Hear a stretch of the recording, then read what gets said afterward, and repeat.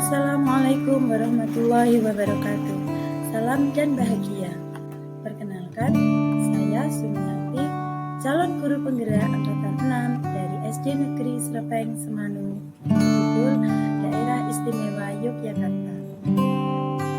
Pada kesempatan kali ini, saya akan mempresentasikan koneksi antar materi modul 1.1, yaitu kesimpulan dan refleksi pemikiran Ki Hajar Dewantara. Sebelum mempelajari modul 1.1 ini, yang saya percayai tentang murid dan pembelajaran di kelas adalah yang pertama, guru lebih dominan di kelas daripada siswa. Yang kedua, guru lebih banyak berperan sebagai sumber belajar satu-satunya. Yang ketiga, siswa kurang aktif dan kurang termotivasi dalam pembelajaran. Kemudian, sumber belajar kurang bervariasi dan belum secara optimal memanfaatkan lingkungan sebagai sumber belajar. Kemudian berikutnya, pembelajaran di kelas hanya fokus mengejar ketercapaian KKM atau kriteria ketuntasan minimal. Dan yang terakhir, tidak mempertimbangkan perbedaan karakteristik siswa dalam merencanakan dan melaksanakan pembelajaran. Yang saya peroleh pada modul 1.1 ini adalah tentang refleksi filosofis pendidikan nasional oleh Ki Hajar Dewantara, tentang kerangka pemikiran Ki Hajar Dewantara. Menurut Ki Hajar Dewantara, pengajaran merupakan salah satu bagian dari pendidikan. Maksudnya, pengajaran itu tidak lain adalah pendidikan dengan cara memberi ilmu atau bermanfaat buat hidup anak-anak, baik secara lahir maupun secara batin. Sedangkan pendidikan oleh Ki Hajar Dewantara diartikan sebagai tuntunan dalam hidup tumbuhnya anak-anak. Maksudnya adalah menuntun segala kodrat yang ada pada anak-anak agar mereka dapat mencapai keselamatan dan kebahagiaan yang setinggi-tingginya, baik sebagai manusia maupun sebagai anggota masyarakat. Kemudian asas pendidikan oleh Ki Hajar Dewantara. Menurut Ki Hajar Dewantara bahwa pendidikan dan pengajaran itu merupakan usaha, persiapan dan persediaan untuk segala kepentingan hidup manusia, baik dalam hidup bermasyarakat maupun hidup berbudaya dalam arti yang seluas-luasnya.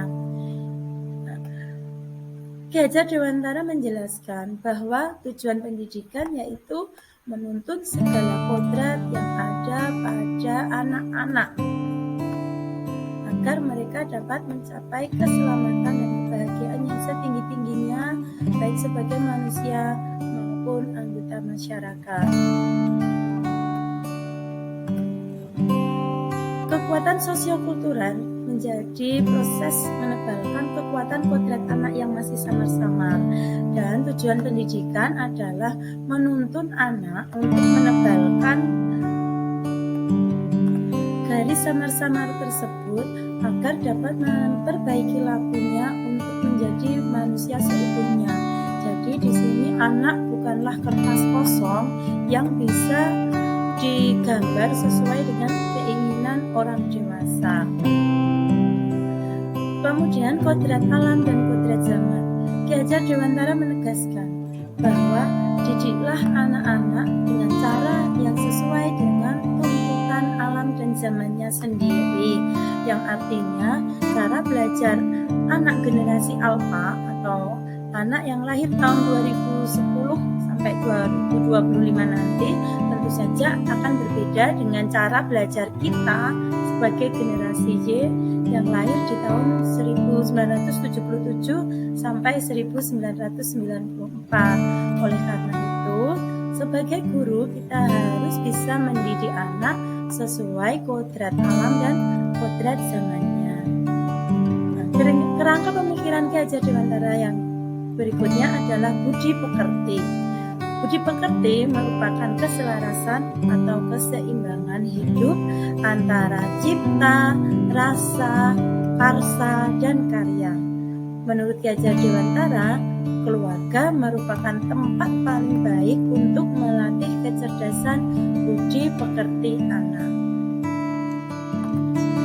Setelah belajar modul 1.1, yang berubah dari pemikiran atau perilaku saya sebagai seorang guru, yang pertama adalah memberi kesempatan kepada siswa untuk lebih aktif dalam pembelajaran dengan cara melaksanakan pembelajaran yang berpusat pada siswa atau student center. Kemudian yang kedua, guru berperan sebagai fasilitator dan sebagai pamong yang menuntun siswa dalam proses belajarnya. Yang ketiga, menggunakan sumber belajar yang lebih bervariasi. Dalam hal ini bisa memanfaatkan secara optimal lingkungan sosial budaya di sekitar siswa sebagai sumber belajar. Misalnya dengan memanfaatkan permainan tradisional untuk sebagai game edukasi yang dapat memotivasi siswa dalam belajar. Yang ketiga adalah menggunakan sumber belajar yang lebih bervariasi. Di antaranya di lingkungan, bisa lingkungan sekolah, lingkungan keluarga maupun masyarakat. Bisa juga sumber belajar ini berasal dari orang tua. Kemudian memanfaatkan secara optimal lingkungan sosial budaya sekitar siswa sebagai sumber belajar. Kemudian yang terakhir, belajar dan mencari informasi tentang pembelajaran berdiferensiasi berdasarkan karakteristik siswa.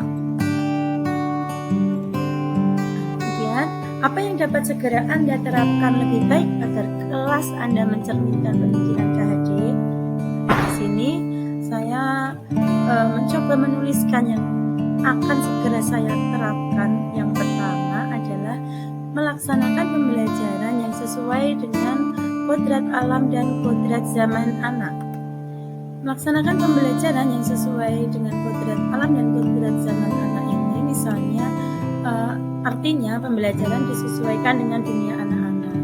Misalnya pembelajaran berbasis kearifan lokal dan budaya setempat, bisa melalui permainan tradisional maupun pembelajaran dengan menggunakan teknologi informasi yang sekarang ini sangat dekat dengan anak-anak.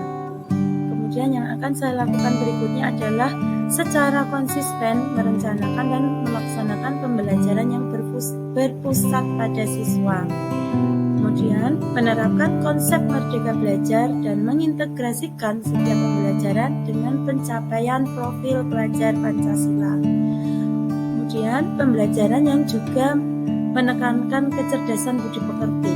Jadi bukan hanya hasil belajarnya bukan hanya berupa pengetahuan saja atau kecerdasan intelektual, tetapi juga mengedepankan budi pekerti atau pembentukan karakter yang baik.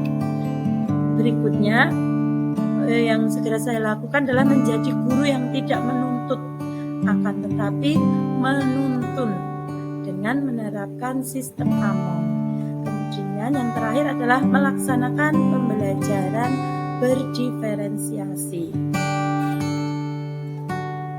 Kesimpulan setelah mempelajari modul 1.1 ini, maka kesimpulan yang dapat saya sampaikan adalah yang pertama, anak bukanlah kertas kosong yang bisa kita gambar sesuai kehendak kita di atasnya. Maka sebagai guru kita harus mampu menjadi fasilitator atau memfasilitasi dan menuntun anak dalam belajar. Kemudian yang kedua, guru itu menuntun, bukan menuntut. Kita harus dalam pendidikan kita harus memerdekakan anak secara lahir dan batin. Oleh karena itu kita tidak boleh menuntut, akan tetapi menuntun. Yang ketiga adalah lakukan pendidikan anak sesuai dengan kodrat alam dan kodrat zamannya. Karena seperti yang disampaikan sebelumnya tadi bahwa anak bukanlah kertas kosong. Dan yang terakhir, pendidikan juga harus menekankan pada pembentukan budi pekerti yang baik. Jadi bukan hanya fokus pada ilmu pengetahuan saja, tetapi juga pembentukan karakter.